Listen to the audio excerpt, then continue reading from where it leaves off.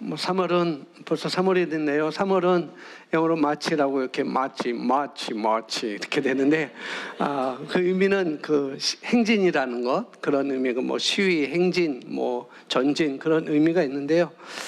3월은 뭐 이제 대선도 있고 국가적으로 또 세계적으로도 국가적으로 여러 가지 일들이 있는데, 특별히 우리 대한민국은 대선이라는 이제 수요일 날이네요. 수요일 날 대선도 있는데, 뭐 대선 이야기를 하자면은 뭐 누가 되든 암담한 것은 마찬가지라고 저는 생각하거든요.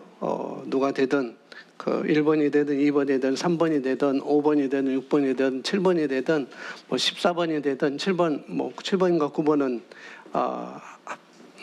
합병이고 단일화했고 또 4번도 단일화했고 이렇게 됐는데, 누가 되든 암담한 것은 사실이라는 거예요. 그렇게 여러분 아시면 되겠고요. 그래도 제 개인적인 생각은 그래도 성경에서도 24장인가 25장인가 좌편은 염소, 우편은 양에서 결국 우가 하나님께서 요구하시는 것이고 하나님의 뜻대로 가는 것이고 이렇게 말씀하기 때문에 여러분들 어떤 생각을 갖고 있는지 모르겠지만 저는 우파가 돼야 된다고 이렇게 생각을 하거든요. 이건 정치적인 이념이 아니고 경제체가 아니고 영적인 의미에서 저는 우파 오른쪽이 돼야 된다고 저는 개인적인 생각을 하고 있습니다. 여러분은 어떻게 생각하고 있는지 모르겠지만, 그러나 특별히 이번에 우리가 대통령 누가 되느냐 사실상 이건 부차적인 문제라고 저는 봐요. 물론 뭐 여러 가지가 있겠지만 부차적인 문제라고 보는데요. 가장 중요한 것은 우리 성도들의 높은 수준이 돼야 된다는 거죠. 우리 성도뿐만 아니라 우리 성도가 전반적인 수준이 높고 그리고 국민들이 전반적인 의식 수준이 높으면, 그러면은 아무리 악한 사람이 청와대에 들어간다 할지라도 왜냐하면은 자기 마음대로 할 수 없거든요. 왜? 국민의 의식 수준이 높아지기 때문에 저는 그렇게 생각합니다. 그래서 이건 뭐 제가 그냥 하는 얘기가 아니라 우리 한국교회가 부흥이 일어났을 때, 한국교회가 가장 꽃피웠던 시절에, 그런 시기에는 정부가 교회의 권위에 대해서 가타부타 하지 않았었어요. 도리어 정부가 교회에, 기독교회에 무릎을 꿇는 그런 일들이 많이 있었습니다. 교회가 반대하면 하지 못했었어요.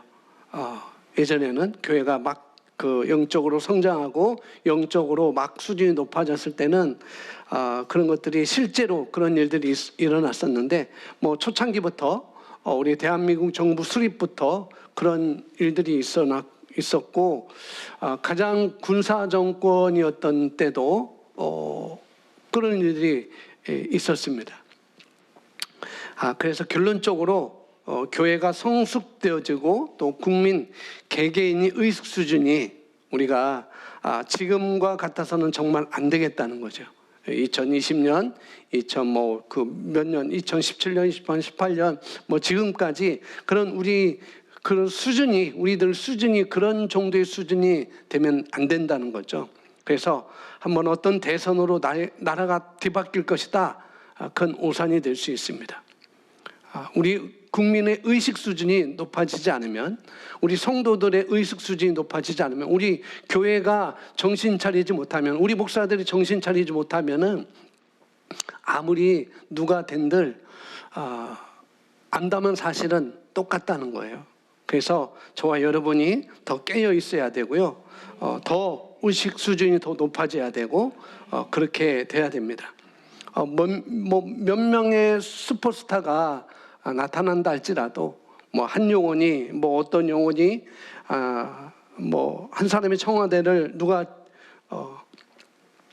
누구를 집어넣느냐, 사실상 여러분들이 청와대에 그 사람을 집어넣는 거예요. 투표를 해서 집어넣느냐, 이거는 사실상 지금 우리 대한민국 수준에는 맞지 않아야 되는데, 그러나 국민의 의식 수준이 낮아졌기 때문에 사실 그렇게 갈 수밖에 없는 사실이 참 안타깝기도 하고요.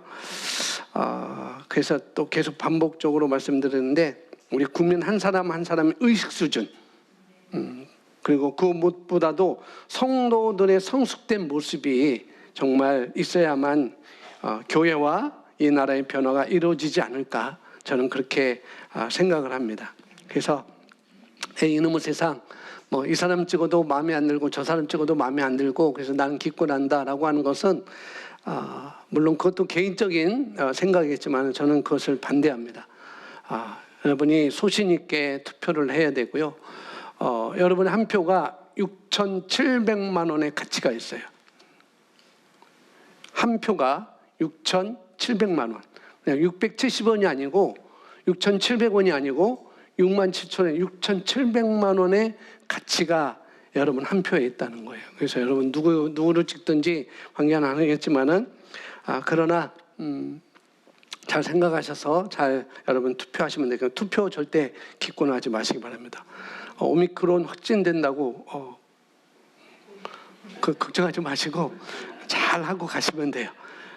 엄마 손 장갑 끼고 가시고 마스크도 잘 챙겨가지고 손 세정제 다 하고 가셔서 투표를 잘 할 수 있도록, 그건 우리의 책임이거든요. 책임.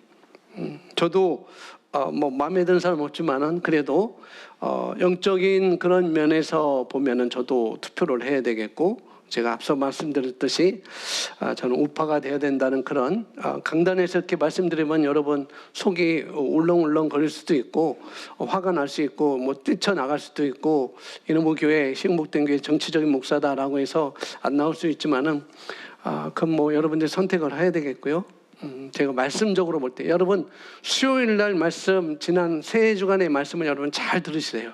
이건 공개적으로 안 했고 비공개적으로 해놨기 때문에 여러분 들어가면은 다 들을 수 있으니까 잘 들으시고 좀 투표를 잘 선택을 잘 하시면 될 것 같습니다. 그죠? 저는 그렇게 결론냈어요. 누가 되든 누가 안 되든 어느 누가 되든 우리 국민의 의식 수준이 높아져야 된다. 우리 교회가 정신 차려야 된다.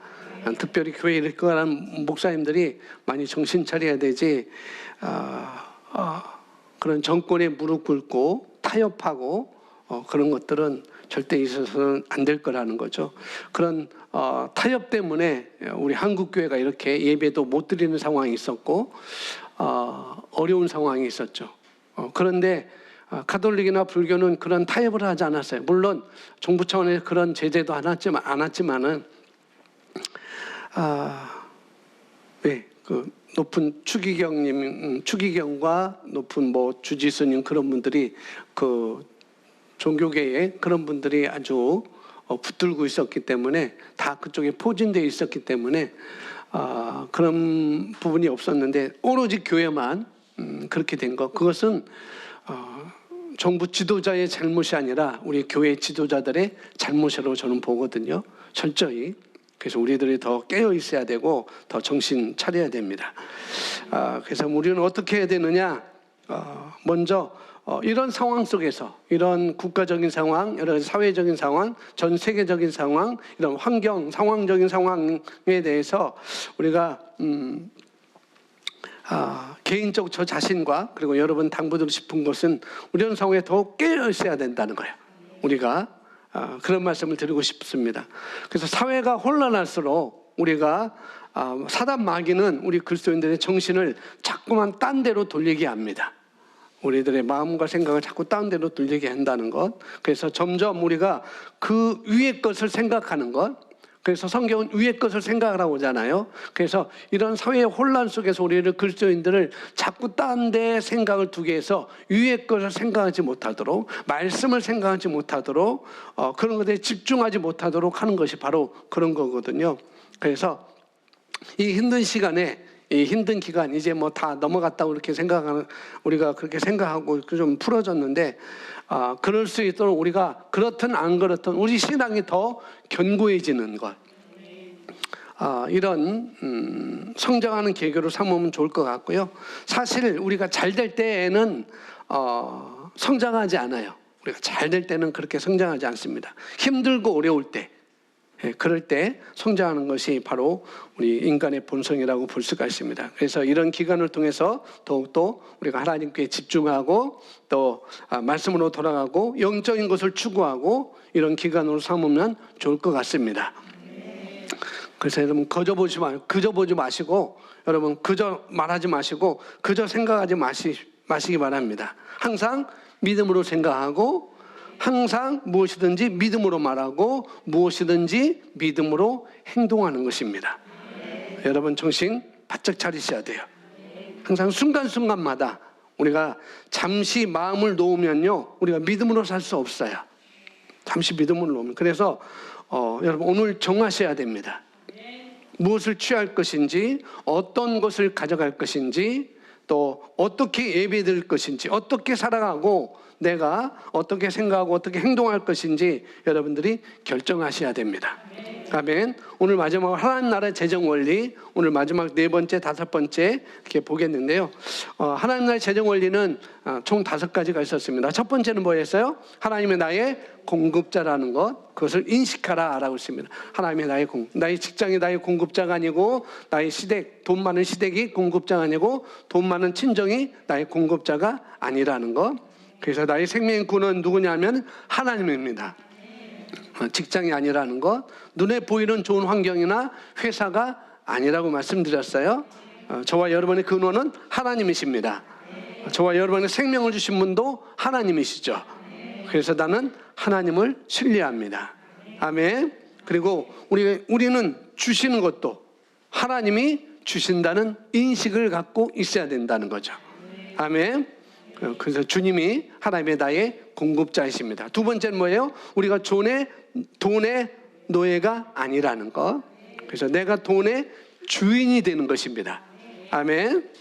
노예가 되는 최고의 길은 빚지는 것이라고 그랬어요. 빚지는 것이고 그 다음에 빚을 내버려 두는 것이고 빚진 것에 대해서 아무 일도 하지 않는 것입니다. 그래서 계속 노예로 살기로 내가 결심하는 것입니다. 빚지는 것, 빚을 그냥 내버려 두는 것, 빚진 것에 대해서 내가 아무 일도 하지 않는 것은 나는 계속 노예로 살겠습니다 라고 하는 것이 바로 그것입니다. 그래서 주님은 우리가 결심에 대해서 우리가 선택한 것에 대해서 하나님은 어쩔 수가 없는 분이에요. 그죠?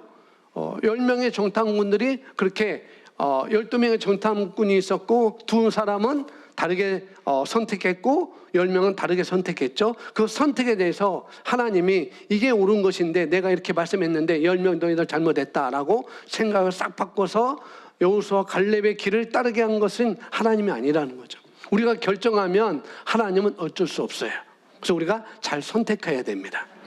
아멘. 그래서 여러분 돈의 노예가 되지 않기 위해서는 빚을 청산해야 된다는 것 말씀드려요. 함부로 부채를 지지 말라고 그랬고 함부로 보증을 서지 말라고 그랬고요. 그 다음에 마지막으로 세 번째는 일을 하되 부지런하게 성실하게 일을 하라고 그랬습니다. 그래서 어떤 직장에서 이게 힘들다라고 해서 그냥 관두는 게 아니라 거기서 그 힘든 과정에서 내가 성장해 가는 것이죠. 그런 우리가 성실함이, 그래서 잠언서에서는 꾸준하게 성실하라라고 수도 없이 이렇게 잠언서에서 말씀을 하고 있거든요. 그래서 부지런하라고 말씀하고, 세 번째는 자신을 주는 자로 인식하고 씨앗을 심어야 된다. 생명의 원리, 창조의 원리에 대해서 말씀을 드렸습니다. 생명의 원리는요, 심어야 됩니다. 심어야 먹습니다. 심어야 결과를 얻어요. 그래서 여러분 안에 하나님의 본성이 있습니다. 하나님의 생명이 있고 하나님의 능력이 있습니다. 하나님의 지혜가 있어요. 하나님의 생명이 있고 하나님의 능력이 있고, 그것을 믿으십니까? 그걸 우리가 믿어요. 그것을. 그래서 우리는 뭐예요? 받는 자가 아니라, 물론 받아야 되겠죠. 그보다도 받는 것보다 우리는 주는 것이 더 복되다 하신 말씀을 너희가 기억하여라 할지니라 라고 말씀하고 있습니다. 아멘. 여러분 삶에 있어서 중요한 원리예요. 그럼 우리는 주는 자입니다.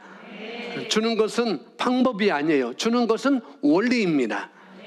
받기 위해서 주는 것이 아닙니다. 돈을 얻기 위해서 우리가 심는 것이 아니에요. 여러분은 본성을 기억하십시오. 우리는 주는 자로 태어났기 때문에 우리는 주는 것입니다. 여러분 근원은 하나님이기 때문에 우리는 심는 것이에요. 아멘. 그래서 오늘 거기 앞에 보면은 우리가 여러 가지 드리는 것에 대해서 뭐 11조 헌금은 여러분이 섬기는 교회와 그 교회 사역에 그리고 하나님의 말씀의 사역에 의해서 쓰임 받고 심는 거라는 것 우리가 아셔야 되겠고요. 그래서 우리는 마음으로 마음을 심는 것이고 또 비전을 심는 것이고 내가 함께 가는 것입니다.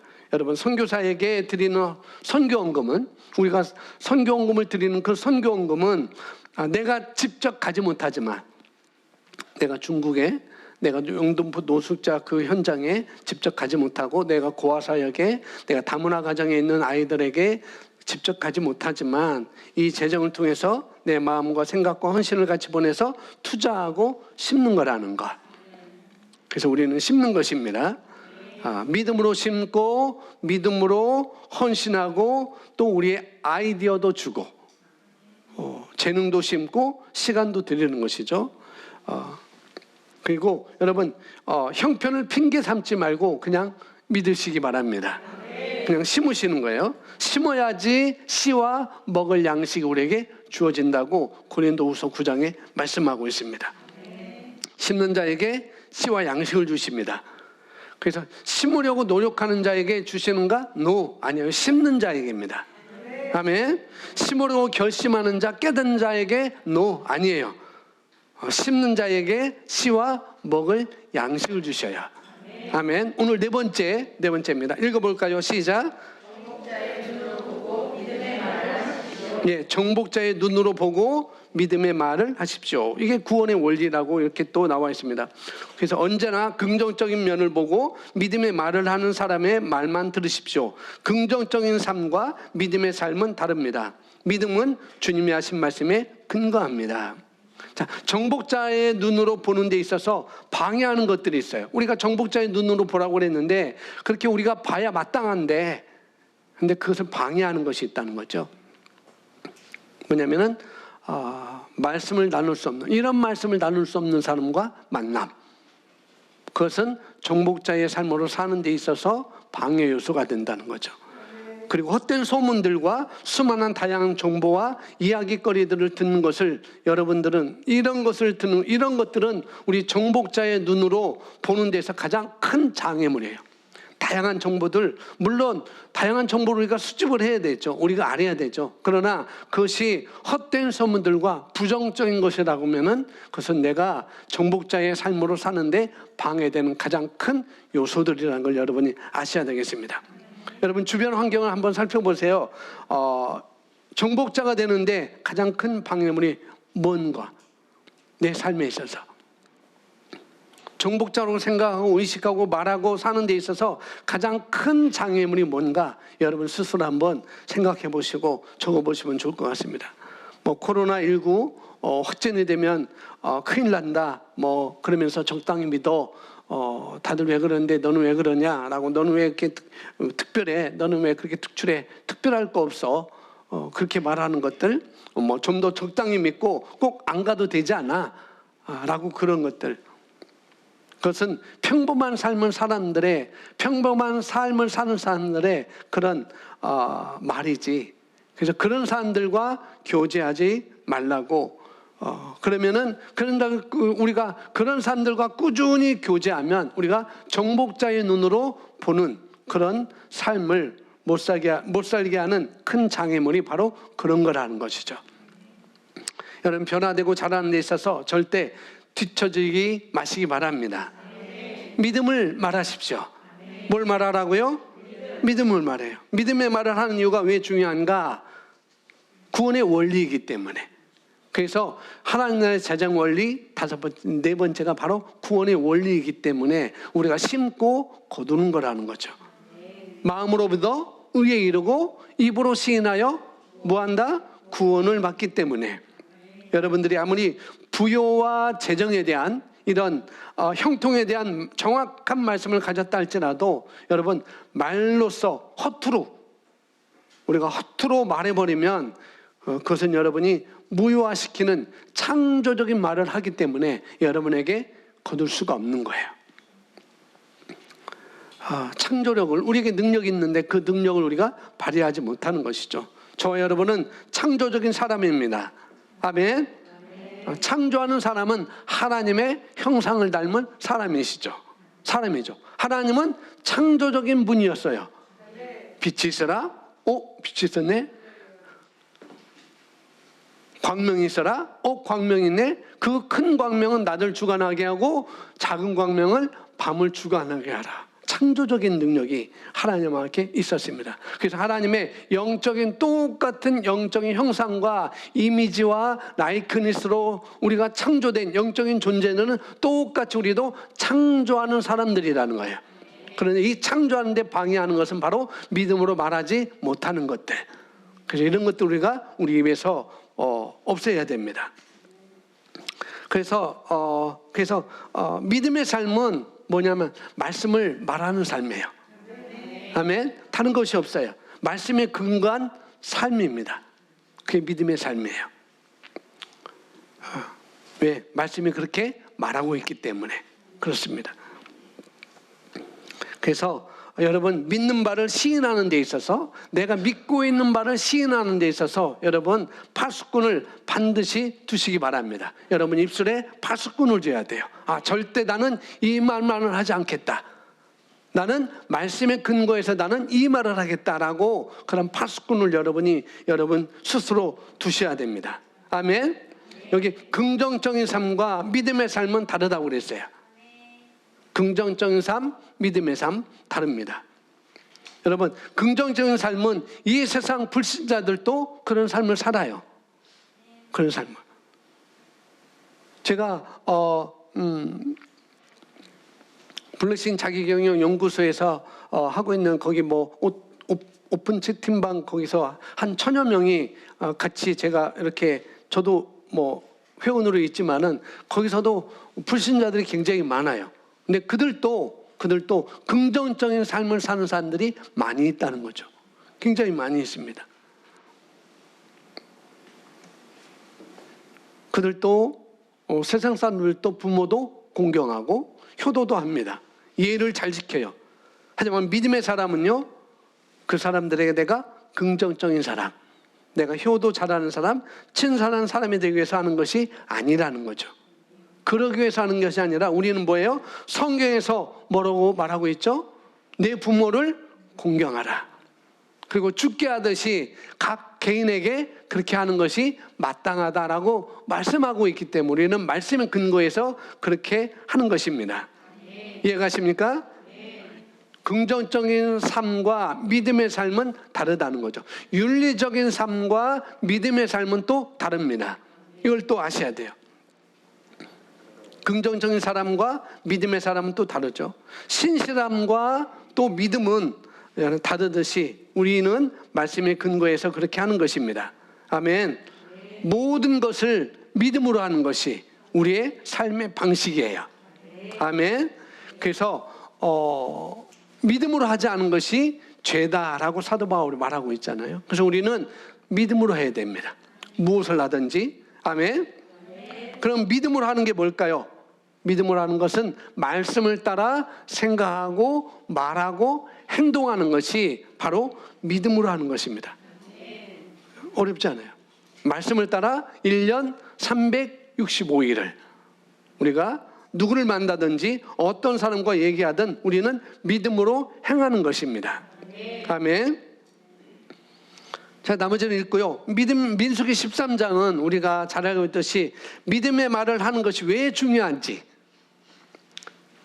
말씀을 생각하고 말씀을 말하고 말씀을 대로 행동하는 것이 왜 중요한지를 아주 말하고 있는 것이 바로 민수기 13장이에요. 믿음의 말이 왜 효과가 있고 능력이 있는지를 우리에게 말해줍니다.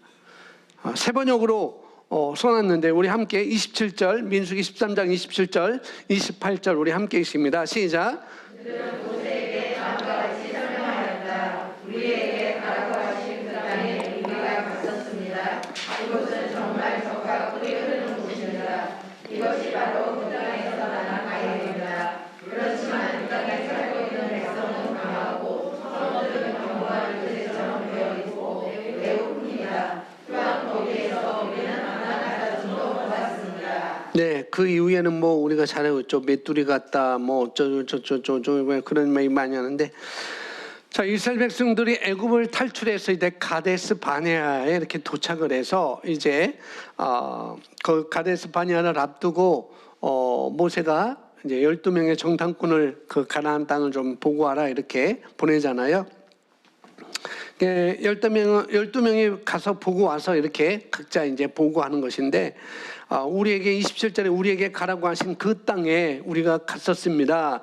그곳은 정말 젖과 꿀이 흐르는 곳입니다. 이것이 바로 그 땅에서 난 과일입니다. 28절, 그렇지만이라고 얘기를 해요. 하지만 뭐냐면 어렵다는 거죠. 하지만 어렵습니다. 힘듭니다라고 이렇게 얘기를 해요.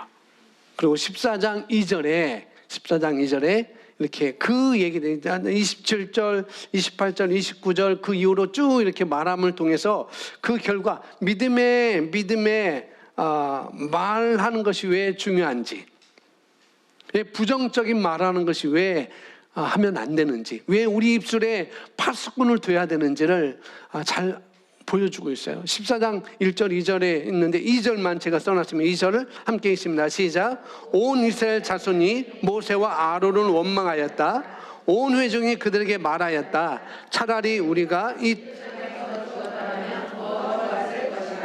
아니면 차라리 우리가 이 광야에서라도 죽었더라면 더 좋았을 것이다. 아멘. 온 이스라엘 자손이 지금 모세와 아론을 원망해요. 근데 원망은 우리가 믿음으로 사는 것이 아닙니다. 내가 원망하고 있다? 그것은 믿음으로 사는 삶이 아니라는 걸 여러분이 아셔야 돼요. 원망은 감락을 따라 육신의 소욕을 이루는 거예요. 이 원망입니다. 원망하지 않습니다, 우리는. 아멘.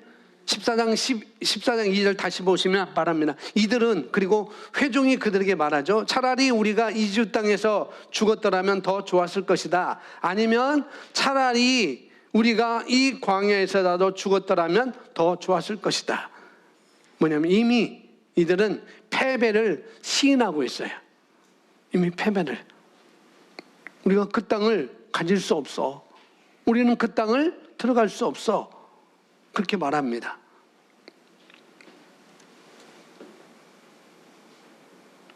그런데 하나님의 진리는 무엇인가?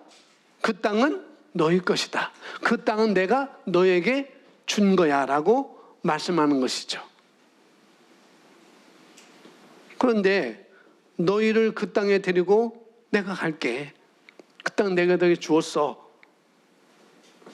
그렇게 주님이, 그렇게 하나님이 말씀하셨지만, 그렇지만 이스라엘 백성들은 우리는 할 수 없다. 10명을 비롯해서 그 나머지 사람들이 이제 다 그 소리 듣고 우리는 할 수 없다라고 패배를 그들은 선언했습니다. 왜 그렇죠? 왜 그렇습니까? 정신을 안 차렸기 때문에. 순간 정신을 잃어버렸어요. 순간에. 영인지 혼인지 몰라요. 그들은 평범한 사람이 되었어요. 자기들이 누구인지, 무엇을 가지고 있고 하나님께서 무엇을 할 수 있는지를 그들은 잃어버렸어요. 정신을 잃어버렸습니다. 자기들이 영인지 혼인지 육인지, 자기들 하나님의 선민인지 아니면 똑같이 이방 사람인지 그들은 그냥 다 잊어버렸어요. 그들은 그냥 평범한 사람으로 내려왔습니다. 그래서 제가 서두에 우리가 누구를 뽑든 누구를 안 뽑든 누구를 뽑든 우리가 그게 중요한 것이 아니고, 그것도 중요하지만은 우리 국민의 각 개개인 의식 수준이 높아야 된다는 거. 그러면은 누가 거기에 들어가도 마음대로 할 수 없다는 거. 왜? 우리의 의식 수준이 높아져서 이건 아니다라고 깨닫고 거기에 대한 말을 할 수 있기 때문에. 지금 말 하나도 못해요. 제 블로그에 바이지서스 러브라는 그 블로그가 올려놨던 코로나 백신, 그 백신과 그런 것에 대해서 한국에서 말하지 않는 외국에서 말하는 코로나19, 19에 대해서 백신 패스에 대해서 잘 정리해서 올려준 거에 제가 공유를 해도 되냐 허락받고 공유를 했어요. 그런데 하루 만인가 그것이 다 삭제버렸어요. 읽을 수 없어요. 그분의 블로그 들어가서 그 자료 좀 제가 얻고 싶습니다 라고 해도 그분의 블로그는 완전히 차단됐습니다. 이런 시대라는 거예요. 이런 시대. 뭔가 옳은 것을 얘기를 하고 옳은 것을 이렇게 보여주려고 해도 지금 다 막고 있어요. 그래서 우리 국민의 의식 수준이 높아져야 된다는 거죠. 지금 이스라엘 백성들이 그런 의식 수준이 지금 낮아졌어요. 그러다 보니까 하나님께서 말씀하신 그 말씀조차도 믿지 못하고 도리어 세상 사람들과 똑같이 바라보고 환경을 바라보고 상황을 바라보는 사람들로 전락하게 된 것이죠. 이들은 세상의 아들이 되었어요. 세상의 아들. 이해가십니까? 우리의 본성이 무엇이에요? 우리는 하나님의 생명이 있습니다. 아멘. 그런데 이들에게는 지금 일반적인 사람으로 자기를 보고 있는 거예요. 일반적인 사람으로. 그러니까 할 수 없는 거죠. 우리도 똑같습니다. 나도 일반적인 사람, 평범한 사람으로 나를 바라보면 우리도 어떤 것을 할 수가 없어요. 그러나 내가 누구이고 내가 어떤 존재인지 내가 어떤 새로운 피조물로서 무엇을 가지고 있고 무엇을 할 수 있는지 우리가 인식한다면 우리는 패배할 수 없고 우리는 믿음으로 전진할 수가 있는 것이죠. 아멘. 그래서 우리는 하나님의 생명을 가지고 있습니다. 그런데 이들에게는 지금 그냥 일반적인 사람으로 자기를 어떻게 해요? 보고 있는 거예요. 그러니까 할 수 없어요. 그 나라는 지금도 여전히 하나님 나라는 믿음으로 하지 않고는 들어갈 수 없습니다. 이스라엘 백성들도 그 가나안 땅도 믿음으로 하지 않고는 들어갈 수 없었던 거예요. 똑같습니다. 그래서 성경 뭐라요? 믿어라 그리하면 너와 내 집이 구원을 받으리라라고 말씀하잖아요. 재정도 마찬가지예요. 재정도. 하나님 나라의 재정 원리도 마찬가지입니다. 재정에 대한 말씀을 원리를 우리가 원리 원칙을 믿어라 그리하면 재물을 얻으리라. 왜? 능력이 우리에게 있으니까. 그렇죠? 그래서 우리가 정확한 복음, 정확한 실체를 우리가 가져올 수 있어요. 정확한 복음을 가진 자는 정확한 실체를 우리가 가져올 수 있어요. 제가 어제 어떤 분을 만났습니다. 만났는데 이 시대에 대해서 얘기하면서 또 이 교회에 대해서 얘기하고 신앙인들에 대해서 얘기하고 이런저런 얘기를 많이 나누었습니다. 그런데 뭔가 이분이 좀 그래요. 정확하지 않아요. 그래서 하나님께서 만나게 해주셨다. 그래서 목사님은 만나게 해줘서 기분이 좋다. 기쁘다. 그러면서 여러 가지 얘기를 하는 거예요. 여러 가지 얘기해서 뭐 주님의 재림을 믿느냐, 주님의 휴거를 믿느냐, 다 믿는다라고 하니까 뭐 저쩌고 하면서 주님이 지금 육신으로 재림하셨다는 거예요. 성경이 어디 있죠? 성경 말씀이에요. 성경 어디 있어요? 성경 얘기해 주세요. 근데 얘기 안 하는 거예요. 주님이 육신으로 재림했다는데 아니에요. 그분은 지금 하늘 보호자 우편에서 지금 앉아 계십니다.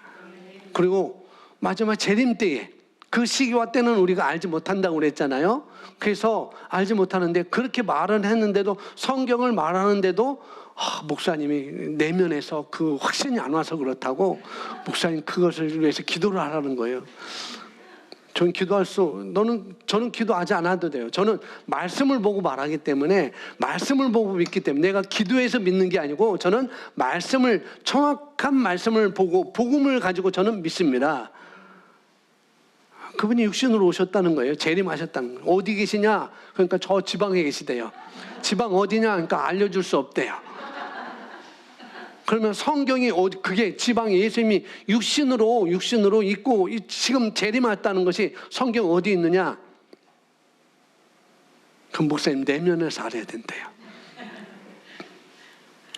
정확히 그런 소리 하지 말고 정확히 말씀을 읽으시고 말씀에 찾아서 말해줘야 되지.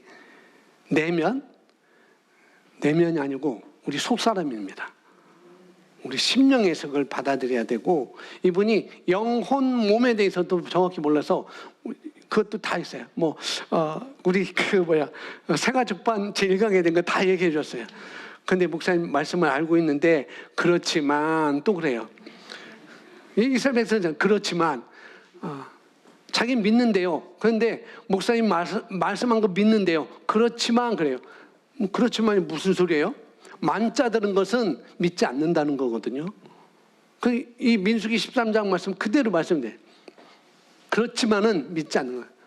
그렇습니다라고 딱 끝내야 되지. 그렇지만은 바로 당신의 생각이 들어간 것이고 당신의 이론이 들어간 것이다.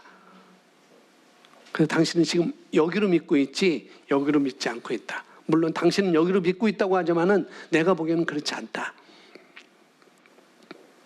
그리고 당신은 그렇게 말하지만 정확한 복음이 아니고 정확한 말씀에 근 것이 아니다. 그분이 또 그러니까 얼른 다른 데로 가더라고요. 줄레랑 치더라고요. 그리고 제 곁에 오지 않는 거예요. 그래서 다음에 그런 거 말씀이 정확히 있으면 저한테 다시 오세요. 그래서 제가 다시 복음을 전했습니다. 오늘 교회 오실 줄 알았는데 교회 안 오셨네요. 그렇습니다. 그렇지만은 하지만 우리가 어떤 말씀을 들었을 때 하나님의 말씀이 내 심령에 꽂혔을 때 내 귀에 들려졌을 때 하지만은 그 말씀을 내가 받은 게 아니에요. 아멘.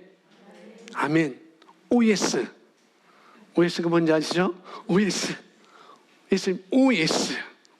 해야지. 하지만 if 만일 그렇게 되면 안 되는 거예요. 여러분 정확하게 말씀을 가져야만이 정확한 실체로 우리가 가져올 수 있습니다. 아멘. 심령에서부터 말씀을 정확하게 우리가 받아들일 때 우리 삶에서 말씀이 이렇게 정확하게 열매를 맺는 것이에요. 정확하게 보십시오. 말씀에 대한 나의 반응을 하시면 되는 거예요. 아멘. 우리 사고방식을 말씀으로 바꾸셔야 됩니다. 완전히 바꾸셔야 돼요. 완전히. 그렇지만 하면은 완전히 바뀐 게 아니에요. 자, 다음 보시면은 이렇게 나왔습니다. 성공하는 사람들은 실패라는 것을 인정하지 않습니다. 부정적인 생각과 마음의 그림은 모두 사로잡아 그리스도 예수께 복종시켜야 합니다. 이를 위한 효과적인 방법은 뭐라고요? 하나님의 말씀을 선포하는 것입니다. 여러분 부정적으로 얘기하는 사람, 부정적으로 말하는 사람 곁에 여러분 될 수 있으면 가지 마세요. 왜요? 오염돼요. 뭐 된다고요? 오미크론도 지금 오염되잖아요. 감염되잖아요. 오염된다니까 조금 나쁜 말이고 감염됩니다. 그럼 부정적인 말하는 사람, 부정적으로 말하고 그렇게 행동하는 사람, 그 사람과 얘기하는 사람을 곁에 두면 여러분이 감염돼요. 여러분이 영적으로 성장돼 있으면 충분히 가능한데 그렇지 않다고 한다면 될 수 있으면 안 만나는 것이 더 좋습니다. 왜요? 감염되기 때문에. 그리고 여러분 믿음에 해를 입어요. 여러분이 가지고 있는 믿음, 여러분이 가지고 있는 그 말씀에 대한 확신이 점점점 해를 입는다고요. 왜? 번식되기 때문에. 그래서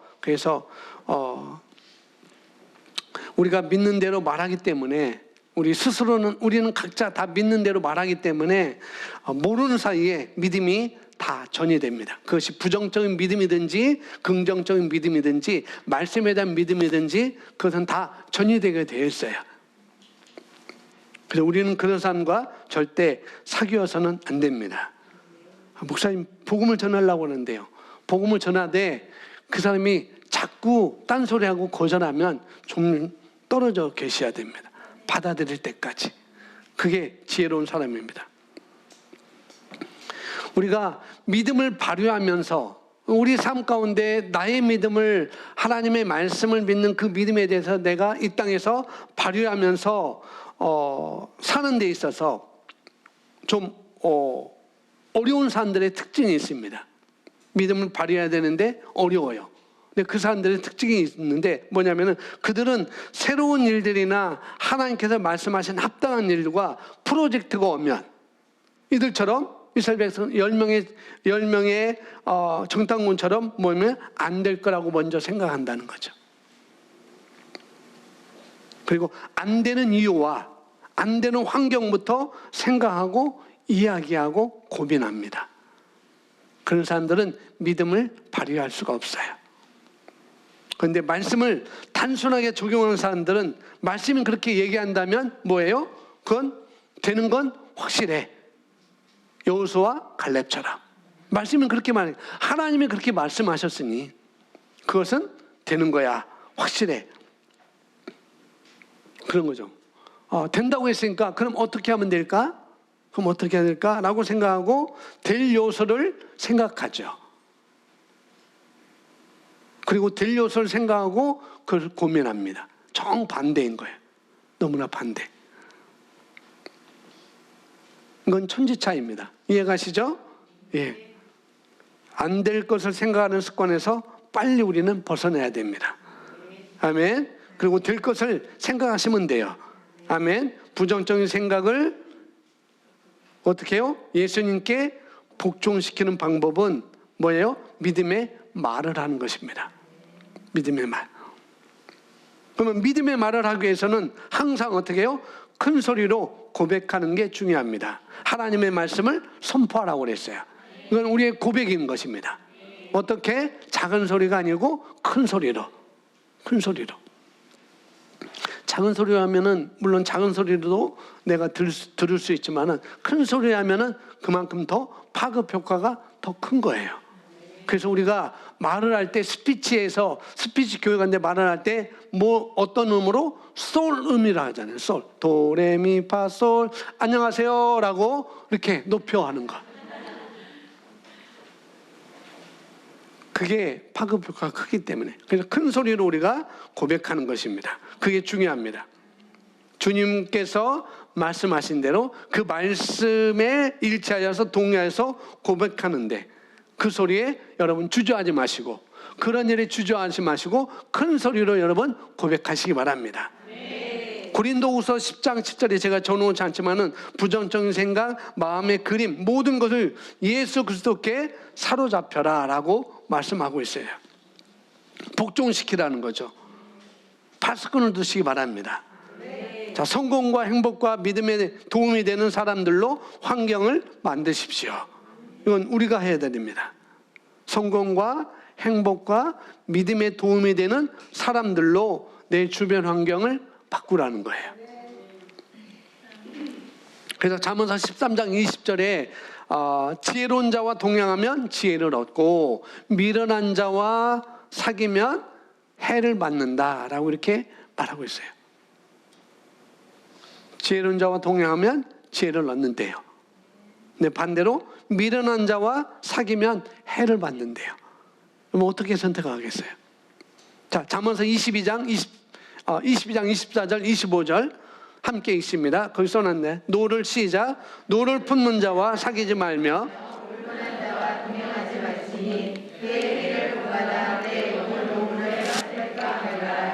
아멘. 노를 품는 자, 울분하는 자, 다른 말로 불평하는 자, 또 원망하는 자, 잠언서 13장 20절에 미련한 자. 항상 다른 사람에 대해서 부정적으로 얘기를 하고 소문을 퍼뜨리는 자와 사귀지 말라고 얘기를 하는 것입니다. 여러분 누군가가 만약에 여러분이 와서 누구가 이렇더라, 누구 이래, 누구 그래 부정적인 얘기할 때는 여러분이 생각하셔야 돼요. 누가 나에게 와서 그런 부정적인 얘기를 나에게 전달해 준다? 그러면 생각하셔야 돼요. 어떤 생각? 나를 왜 이렇게 보지? 나를 이렇게까지 생각 못하나? 내가 그런 사람으로 이 사람 나를 생각하고 있구나. 그러면 여러분 생각하셔야 됩니다. 그 사람에 대한 비난을 나에게 말함으로 내가 들을 거라고 그 사람은 생각하고 있는 거예요. 그게 나에게 와서 그런 말을 하는 거죠. 그럴 때도 어떻게 해야 될까요? 여러분, 승질 내십시오. 승질 내야 돼. 왜 나한테 그런 말을 해? 그리고 승질 내셔야 돼. 스톱. 그 말은 너만 알고 있으면 돼. 그 말은 당신만 알고 있으면 돼. 그렇게 여러분이 그렇게 끊으셔야 됩니다. 끊어버려야 돼요.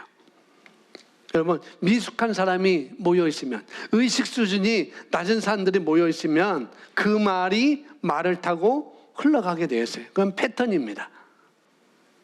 그 말을 타고 돌아갔어요. 내가 이런 말을 들었는데, 내가 그 사람이 이런 말을 들었는데 너한테 얘기해 주는데, 그러면은 그 말을 해준 사람이 그 말을 해줬어요. 근데 그 말을 듣는 사람이 또 어떻게 해요? 다른 사람에게 내가 이런 말인데 또 이렇게 또 다른 사람에게 전달해 주는, 그건 패턴이라고요. 패턴. 멈춰지지 않습니다. 왜? 미숙한 사람이기 때문에. 의식 수준이 그렇게밖에 되지 않기 때문에. 그래서 꼭 그 사람을 통해서 그 다음 사람에게 또 흘러가게 되어 있어요. 또 그 다음 사람에게. 그래서 그런 사람 당을 짓거나 부정적인 얘기를 할 때 여러분, 씨를 잘라버리시기 바랍니다. 누가? 성숙한 사람이. 아멘. 성숙하지 않은 사람들이 모이면 늘 당을 짓고 또 싸우고 부정적인 말들로 비방합니다. 근데 팩트일 수 있어요. 그것이 실수할 수도 있어요. 분명히 잘못할 수도 있습니다. 하지만 믿음으로 사는 자는 하나님의 본성을 따라 사는 자이죠. 아멘. 그리고 그런 사람들은 믿음으로, 사랑함으로 권명하고 격려해주고 여러분, 개선될 것을 바라보시면 돼요. 아멘. 그래서 여러분, 긍정적인 사람이 믿음의 사람입니다. 말씀에 대해서 긍정적인 사람. 그러니까 모든, 그냥 다른 것에서 긍정적인 것이 아니라 말씀에 대해서 긍정적인 사람이 바로 믿음의 사람이라는 거죠. 그걸 아셔야 돼요. 어떤 얘기를 들으면 즉각 안 될 것을 생각하는 것이 아니라, 그런 사람은 좋은 밭이 될 수가 없어요. 그 사람은 그 말씀뿐만 아니고 다른 말씀도 계속 도를 고르면서 늦게 갈 거예요. 그런 사람들은. 고백합니다. 말씀이 말하면 있는 그대로 받아들이자. 아멘. 잠언상 27장 17절 말씀인데요. 함께 읽습니다. 시작. 철이 철을 날카롭게 하는 것 같이. 뭐냐면은 여러분에게 누군가 올바른 소리, 조금은 기분 나쁘지만 내가 누가 어떤 소리를 해줬어요. 근데 그것이 내가 들을 때 기분 나빠요. 그러면 그런 사람이 나에게 있는가?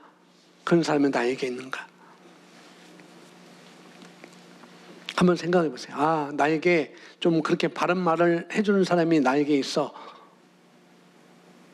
근데 그렇게 하는 사람이 갑자기 나에게 그런 얘기를 하지 않는다. 그러면 여러분, 긴장하셔야 돼요. 늘 그렇게 얘기해 줬던 분이 이제 나에게 그런 말을 해주지 않는다. 그러면 여러분, 긴장하셔야 됩니다. 왜요? 내가 그 말을 듣지 못할 상태이구나 라고 여러분 아셔야 돼요. 그렇게 생각하셔야 됩니다. 누군가 나에게, 여기 나오는 철이 철을 날카롭게 하듯이 권면과 올바른 소리를 해준다. 약간 날카롭지만 올바른 소리를 해준다. 그러면 여러분, 감사하셔야 됩니다. 여러분, 이 세상에 그런 말을 해주는 사람 여러분 평생 몇 명 있을까요? 부모도 못 해줄 거예요. 분명 부모도 못 해줍니다. 그런 사람들이 옆에 있다는 것을 여러분, 축복입니다. 나에게 그렇게 말해주는 사람 감사하게 여기셔야 돼요. 아멘. 그리고 그 사람이 그런 말을 하는 것은 진짜 나를 위한 것이지 아닌지를 여러분이 또 볼 수 있어요. 나를 위한 것인지 또 아닌지를 여러분이 볼 수 있어야 됩니다. 다음 읽어보겠습니다. 재정적으로 성공한 삶을 살며 재정 관리를 잘 하는 사람들과 교제하십시오. 성공하는 사람들의 생각과 생활 습관들이 있습니다. 그들은 부지런하며 심는 삶을 살고 자기 개발을 계속하고 있을 것입니다. 책을 통해서 얻는 것보다 차원이 다른 것이 사람과의 만남입니다. 그런 사람을 만나려면 약속을 하고 교제하고 좋은 대화를 하는 진지한 노력이 필요합니다. 누군가와 만나고 누군가와 시간을 보낼지에 대해서 여러분 철저하셔야 된다는 거예요. 내가 누굴 만나지? 누군가 함께 시간을 보내지? 이거에 대해서 철저하게 여러분 가지셔야 됩니다.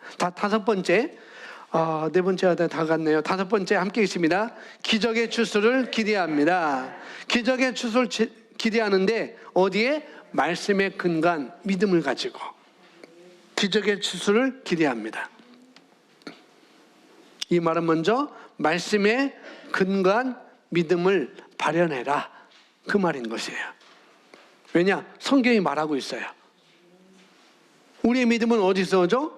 말씀에서 옵니다. 믿음은 들음에서 나고 들음은 글쎄 말씀으로 나옵니다. 그래서 믿음은 말씀 덩어리예요. 말씀은 반면에 또 믿음 덩어리입니다. 그 안에 믿음이 있습니다. 자, 누가복음 6장 38절 우리 함께 읽습니다.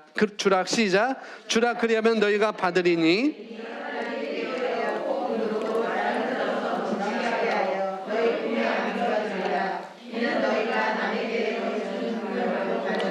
너희가 되어 받게 될 것이기 때문이라 하시더라. 아멘. 누가복음 6장 여기 나와 있는 주라, 그리하면 너희가 받으리라 라고 말씀하고 있습니다. 아멘. 주면 받습니다. 그렇기 때문에 그는 안 받을 걸 생각하지 않고 감사함으로 기다려요. 그리고 꼭 그 사람이 아니더라도 하나님이 주실 것을 그는 압니다. 그러므로 걱정하지 않아요. 주는 데 있어서는 그는 어떻게 주었습니까? 예수님이 친히 교훈하셨죠. 마가복음 10장 29절 30절 예수께서 시작. 예수께서 대답하여 말씀하시기를 진실로 내가 너에게 말하노니 누구든지 나와 복음을 위하여 집이나 형제나 자매나 아버지나 어머니나 아내나 자식이나 토지를 버린 사람은 현세에서는 집이나 형제나 자매나 어머니나 자식이나 토지를 100배로 받되 박해와 더불어 받겠으며 또 오는 세상에서는 영생을 얻으리라. 아멘. 우리는 주님과 복음을 위하여 심는 자입니다. 삶의 우선순위가 명확하기에 시간을 관리하며 효과적인 삶을 삽니다. 나와 복음을 위해서. 어디에 심는다는 거죠? 예수님과 하나님과 주의 복음을 위해서 우리가 심는 것입니다. 아멘. 심는 법이죠. 그래서 철저하게 여러분 인식하고 심으시면 돼요. 여러분 주시면 됩니다. 인식하는 자에게는 믿음이 역사해요. 아멘. 그런 사람은요, 자매나 아버지를, 어머니를 버리라는 게 아니에요. 여기서 버리라는 건데 버리라는 것이 아닙니다. 자매나 아버지나 가족보다 뭐해라? 우선시해라. 우선해라 라는 그런 말입니다. 진짜 그런 순간이 와요. 자식보다도 우선시해야 될 것, 부모보다도 우선시해야 될 것, 그런 순간이 오게 됩니다. 여러분, 그런 순간이 옵니다. 그것이 결혼식일 수도 있고, 그것이 돌잔치가 될 수도 있고요. 중요한 약속이 될 수 있습니다. 주와 복음을 위해서 우선시하는 것, 결혼식이 될 수 있고, 돌잔치가 될 수 있고, 중요한 약속이 될 수 있고. 근데 주님이 뭘 얘기하는가? 가족을 얘기해요. 가족을. 또 친구를 얘기합니다. 또 자식을 얘기해요. 주님이 그렇게 말해요. 자식들이 집에 온다고 하니까 뭐예요? 된장, 고추장을 싸줘야 되기 때문에, 밑반찬을 챙겨줘야 되기 때문에, 손주가 집에 온다고 하니까 그런 걸 챙겨줘야 된다고, 또 손주가 집에 오니까 애기 봐줘야 된다고.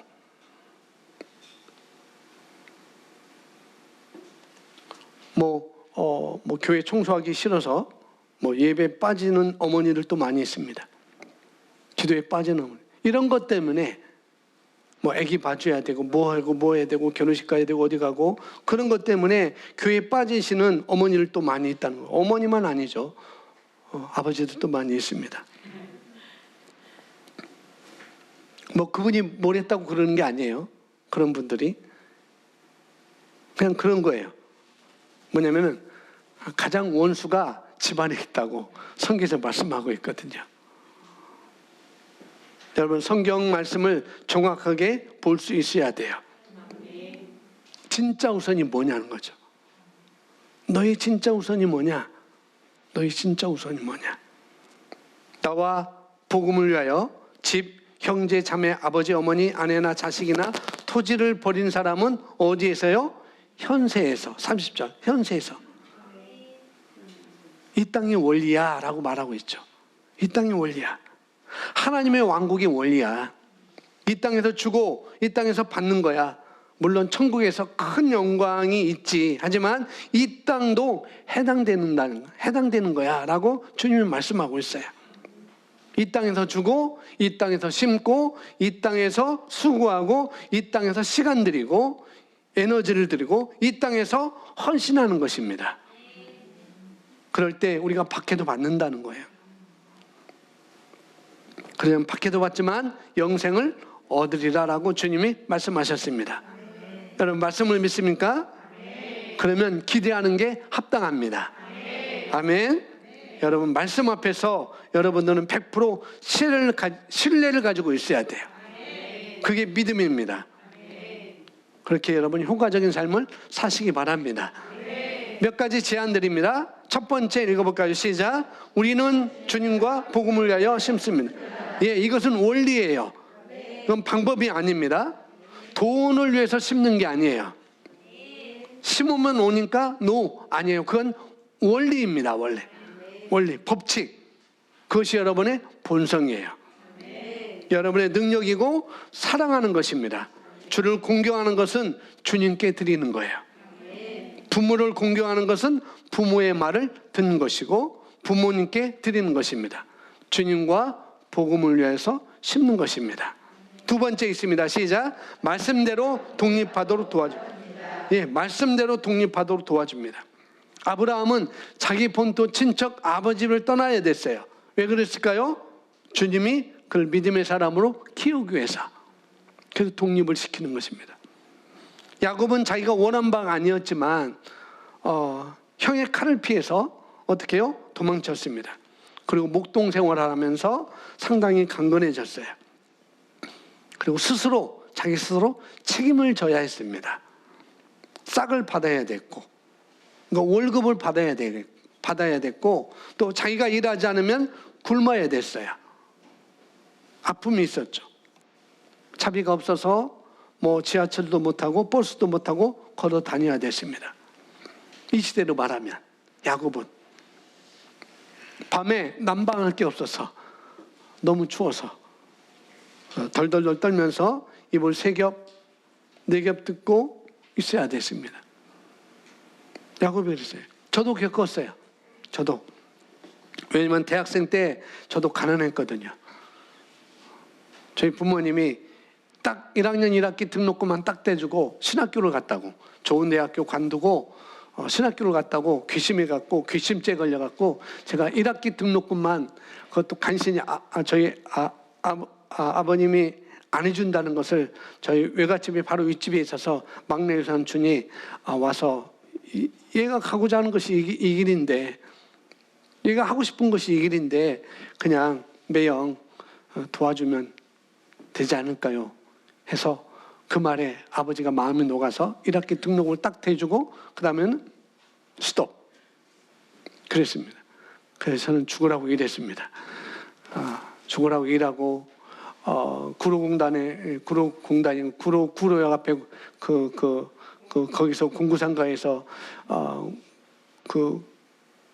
나라의 국방부에 납입하는 그런 버클 인식표 이렇게 인장표 그런 걸 만드는 거기에서 일도 하고 대한제분 들어가서 입사해서 거기서 또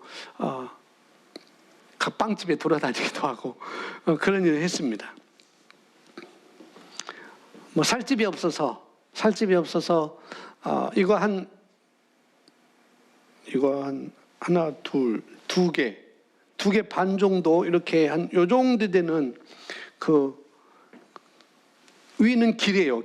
위에는 길인데 그 집이 거기에 함께 있어서 거기 조그만 방을 하나 아마 요 정도일 거예요. 드럼 있는데 그 정도 방을 얻어서 거기서 지냈어요. 겨울에는 이 난방을 떼면은 길이기 때문에 이게 안 되기 때문에 그 위에 이 물이 맺혀서 자면 뚝뚝뚝 물이 떨어져서 추웠었어요. 그렇게 생활했습니다. 그러면서 돈에 대한 소중함을 알게 됐고 돈을 어떻게 관리해야 되는지 저는 알게 된 것이죠. 여러분, 그러면서 믿음을 우리가 이 땅에서 어떻게 발휘해야 되는지 또 저는 알게 됐습니다. 여러분, 자녀를 독립하도록 도와주셔야 돼요. 아멘. 독립하도록 도와주지 않는 건 뭐죠? 내가 하나님의 역할을 대신하겠다는 거예요. 물론 여러분 자식들 진짜 사랑한다면 여러분 독립하도록 도와줘야 됩니다.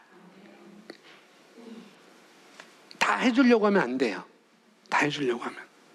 물론 정성껏 할 수는 있겠지만 그럴 수 있겠지만 다 해주려고 하시면 안 됩니다. 일정 부분이 되면은 다 해주면 안 돼요. 그들 스스로 선택하고 스스로 시행착오를 거치고 또 그리고 그걸 통해서 교훈을 얻도록 여러분이 하셔야 됩니다. 세 번째 있습니다. 내가 아닌 하나님께 맡기는 것이 믿음입니다. 예, 내가 다 하려고 하는 것이 믿음이 아니라는 거예요. 그러면 그것은 여러분이 하나님의 역할을 여러분이 다 가져가는 것입니다. 시댁에서부터 친정에서부터 부모로부터 자식으로부터 독립하십시오. 아멘. 영적으로, 재정적으로, 물질적으로, 공간적으로 모든 면에서 여러분 거기로부터 독립하는 것이 합당하고 올바릅니다. 아멘. 그림을 그렇게 그리시기 바랍니다. 왜 그렇게 하라고 하셨을까요? 그게 이 세상 인간을 창조하신 하나님이 가장 보시기에 뭐예요? 좋은 그림이기 때문에 그런 것입니다. 그래서 창세기부터 그 말씀하셨잖아요. 부모를 떠나. 그것이 좋은 그림이기 때문에. 자, 네 번째 보겠습니다. 네 번째 있습니다. 시작. 예, 우리는 마땅히 공경해요. 출애굽기 20장 12절에 십계명이죠. 또 마태복음 19장 19절에 십계명에서 제 5계명으로 내 부모를 공경하라 라고 말했고, 마태복음 19장에는 부자 청년이 내가 예수님 따르고 싶은데 어떻게 해야 됩니까? 그러니까 내가 계명을 지켜라. 저는 어려서부터 계명을 지켰습니다. 부모도 공경했고요. 뭐에도 있고요. 그렇게 말합니다. 예수님은 부모를 공경하라고 하셨어요. 그러면은 이 땅에서 내가 장수하리라 라고 말씀하셨습니다. 부모를 공경하는 것은 여러분 부모에게 말을 순종할 뿐만 아니라 용돈도 드리라는 이야기입니다. 아멘. 용돈도 줘야 돼. 용돈. 저도 용돈 받고 싶어요. 우리 청년들, 회사 다니는 청년들 부모님께 용돈도 주세요. 많게가 아니라 적은 양이라도 그렇게 할 수 있어야 됩니다. 아멘. 많이 줄 수 없으면 적게라도 줄 수 있어야 돼요. 적게라도. 물론 우리 청년들은 지금 잘하고 있는데 너무나 좋습니다. 더 많이 벌어서 조금씩 더 얹어서 주시면은 더 복이 될 거예요. 아멘. 예, 많이 줄 수 없으면 적게 주시면 돼요. 하지만 얼마라도 여러분이 베품으로 말미암아 줌으로 말미암아서 어떻게 해요? 부모를 공경하는 역할을 하는 것입니다. 작게라도 심는 것입니다. 아멘. 우리 성년이 된 우리 성도님 집사님들도 고향에 계시고 옆에 계신 부모님들에게 잘하고 계시는데 그게 마땅한 거예요. 그게 마땅한 것입니다. 자, 5번째 읽습니다. 시작.